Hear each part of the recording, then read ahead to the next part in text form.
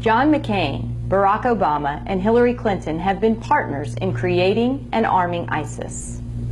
Here are the facts. In 2011, John McCain was the lead voice in the Senate calling for arming of the so-called Libyan rebels to overthrow Colonel Gaddafi. McCain even traveled to Benghazi in April of 2011 and called them his heroes. Are you concerned about the people that are actually fighting for the opposition here? Any worries about them? Fighting for the opposition? They're my heroes. Just 1 year later, McCain's heroes used those weapons to kill Ambassador Chris Stevens and 3 other brave Americans.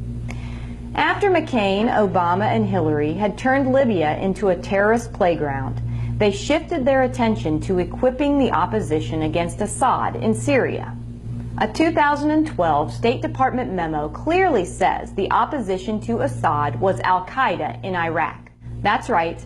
The same terrorists who our soldiers had been fighting in Iraq became McCain's new heroes in Syria. In May of 2013, McCain traveled to Syria and was photographed with Syrian rebels, who may well have become leading figures in what would later be called ISIS.